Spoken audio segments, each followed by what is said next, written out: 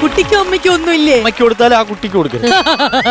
പറവാൽ എന്ത് പറ്റി പെട്ടെന്ന് ഇവർക്ക് ചോക്ലേറ്റ്സ് ഒക്കെ കൊടുക്കാൻ ഒരു റീസൺ എന്ത് പറ്റി? ചില സ്റ്റേജിലൊക്കെ വരുമ്പോഴേ പ്രത്യേകിച്ച് നമ്മൾ ഇവിടെ എക്സ്പെക്ട് ചെയ്യുന്നത് കോമഡി ഷോ ആണ്. പക്ഷെ ചില പെർഫോമൻസിൽ എന്തോ മനസ്സിലൊരു ഫീലാവും. അതെങ്ങനെ എക്സ്പ്ലെയിൻ ചെയ്യണില്ല. നമുക്ക് ജീവിതത്തിൽ അറ്റാച്ച് ചെയ്യുന്ന ചില കാര്യങ്ങളിലേക്ക് ചിന്താഗതി പോകും. അത് നിങ്ങളുടെ മകളെ കാണുമ്പോൾ ഒരു എന്തോ ഞാൻ എവിടെയോ പോയി. സോ ഇതേപോലെ ഒരു സ്നേഹമുള്ള ഒരു കുടുംബമായിട്ട് എന്നെ മുമ്പോട്ട് പോട്ടെ.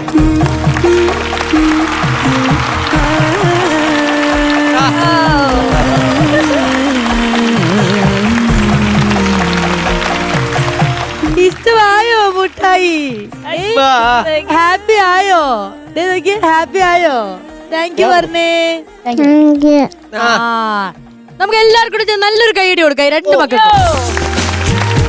കാറ്റും മേലഞ്ചാറ് അപ്പൂപ്പൻ താടികൾ നാട്ടിൽ പതുങ്ങി പറന്നു വന്നേ, നാട്ടിൽ പതുങ്ങി പറന്നു വന്നേ, നാട്ടിൽ പതുങ്ങി പറന്നു വന്നേ. കാട്ടിലെ കാഴ്ചകൾ കണ്ടു മടുത്തവർ നാട്ടിൻ നിളവയിൽ കൊണ്ടു നിന്നേ, നാട്ടിൻ നിളവയിൽ കൊണ്ടു നിന്നേ, നാട്ടിൻ നിളവയിൽ കൊണ്ടു നിന്നേ.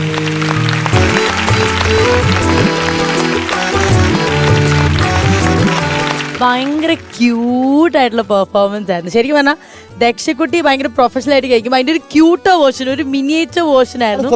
നോക്കുന്നില്ല ഞാൻ ചിലപ്പോ ചേച്ചി നോക്കത്തില്ല.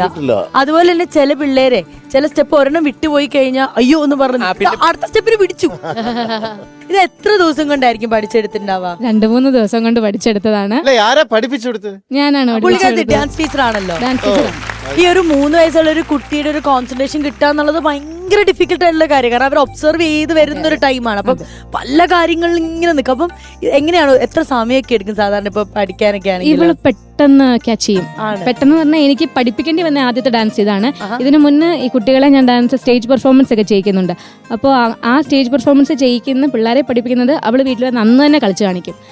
എനിക്ക് ഇവളെ അങ്ങനെ പഠിപ്പിക്കേണ്ടി വന്നിട്ടില്ല. എനിക്ക് പറയാനുള്ളത് ടീച്ചർ എടുത്താൽ ഞാനും ഡാൻസ് പഠിച്ച ശേഷമാണ് സിനിമയിൽ വന്നത്. ഞാൻ വിശ്വസിച്ച ഒരു കാര്യം, നമ്മൾ പെർഫോം ചെയ്യുമ്പോൾ സ്റ്റേജ് ഭയങ്കര ഒരു റൂളിംഗ് പവർ ഇരിക്കണം. ഇത് എൻ്റെതാണ് ഈ സ്റ്റേജ്.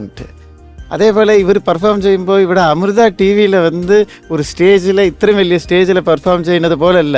ഏതോ ഒരു ജാലിயாக ഒരു വീട്ടിൽ എൻജോയ് பண்ணி ஜாலியாக அம்மா முன்னாடி ഇത് ഞങ്ങളൊക്കെ മുന്നാടി ഇരുന്ന് ഒരു കുടുംബത്തോടെ ഇருந்து എൻജോയ് பண்ணி ഫസ്റ്റ് നമ്മൾ എൻജോയ് ചെയ്യണം அந்த പെർഫോമൻസ്. அப்பதான் മറ്റവർ കാണുന്നവർക്ക് ഒരു ഹാപ്പിനെസ് വരും.